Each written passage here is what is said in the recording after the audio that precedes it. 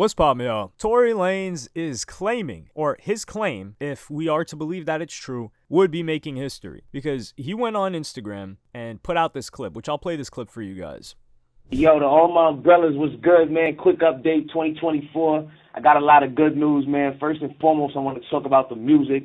After about 20-something to 30-something fuck-ups and mistakes, me and my engineer have finally figured out how to record music over the jail phone and still keep the quality as professional as I had it on the street.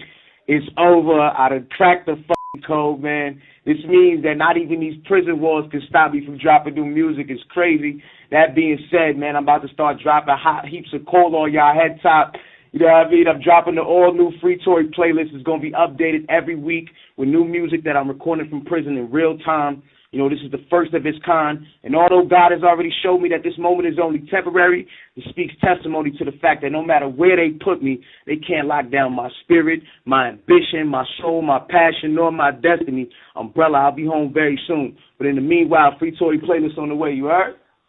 So here's Tory Lanez telling us, to all of his fans, all the people that enjoy his music, that he figured out a way to record on the jail phone and for it to be high quality, damn near identical to what he was recording outside with his engineer. Part of the reason why I am not opposed to this, but I'm skeptical, is number one, why didn't he just give us that audio in vocal quality? So if he gave this to us and it was, hey, I recorded this from the jail phone and this is the quality that you're getting, I would understand. But perhaps he wanted it to sound like it was from the jail phone intentionally because he had the jail phone background image or background video as well. So that's one side of it. Number two, I find this very, very hard to believe. It's so difficult. We've seen so many people try it. Granted, there is a lot of technology that has come out in the past year to 18 months, especially including AI being able to remove background sounds.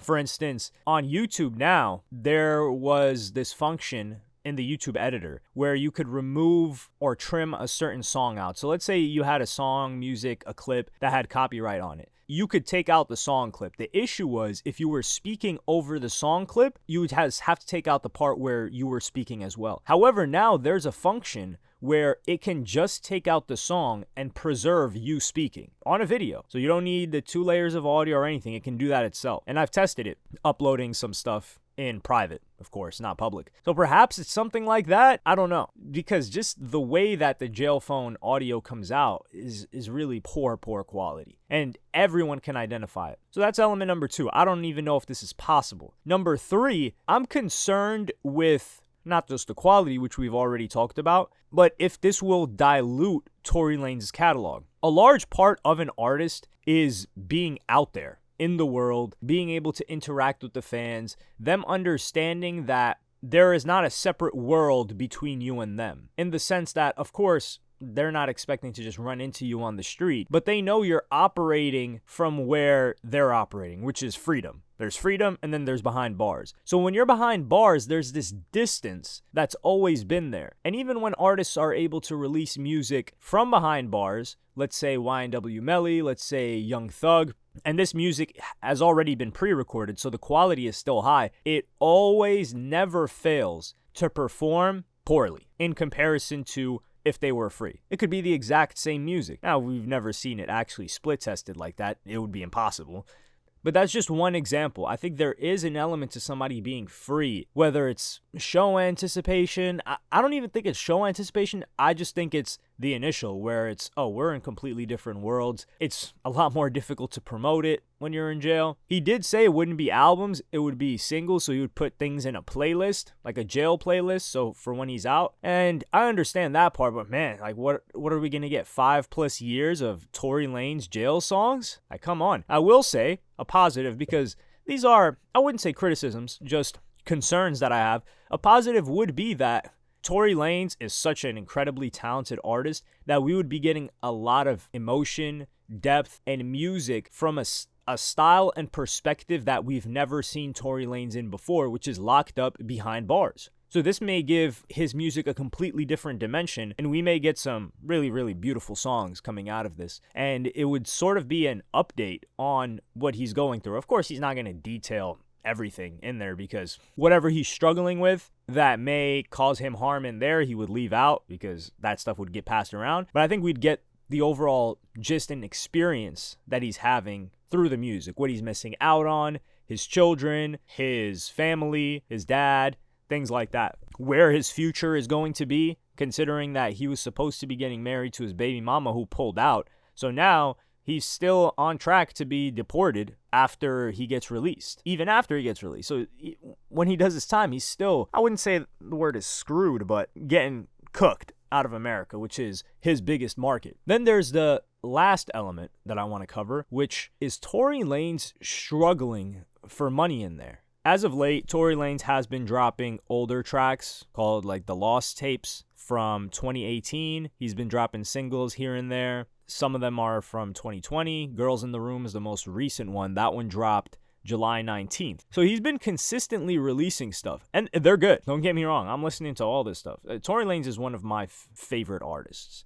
This wasn't the case 2015, 16, but as we got closer to 2019, 2020 especially, post, he just skyrocketed to one of the top acts that I listen to almost daily. But I don't listen to music daily. But if I'm listening to music, Tory Lanez is getting thrown in there. So he's been releasing these Lost Tapes, which have been performing well. There are some that have several million streams, but Tory Lanez still has, like 22 million monthly listeners. His old music is getting spins still. The Color Violet, keep in mind, this is one of the most insane accomplishments ever for music. Completely organic song. Zero playlisting. Zero radio. Zero massive marketing campaign. It's at 847 million streams. So this will hit 1 billion streams. Will it be the first blackballed song to get 1 billion streams? Because there's no argument there. I know Russ will be like, oh, how are you blackballed if you can upload to Spotify? Let's be real. I know what I'm talking about when I'm saying blackballed. You guys know what it means to be blackballed.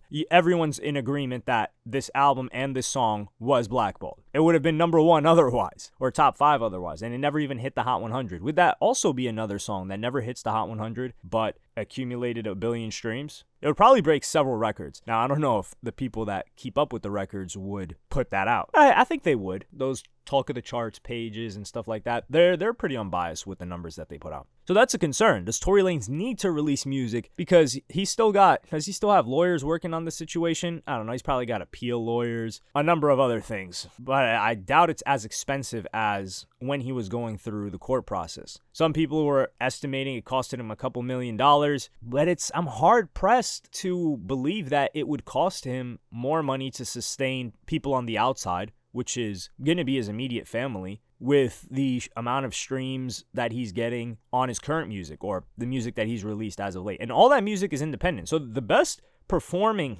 Tory Lanez music in the past 4 years, he dropped independently, which is great for him. I think he's been independent since 2020. So the last project that he did was the new Toronto 3? I don't know. But most of his songs that are doing very, very well were independent. So he's eating off of those. I just hope he's not struggling financially. And that's the reason why he's releasing these songs, because if the quality isn't up to par, man, I think it's not going to harm the music. Well, it will harm the music. It's not going to harm the perception that we have of Tory Lanez music, but I just don't want it to clutter everything. And he did say it would be on a playlist. But I am liking the fact that his mind is on this. And this is what a real artist looks like. He's trying to get this done by any means. And I am anticipating this because this would be some really revolutionary stuff that we've seen by an artist and his engineer. But let me know what you guys think in the comments. Like and subscribe and hit the notification bell if you enjoyed. Follow me on Twitter and Instagram. Thank you for watching. Peace.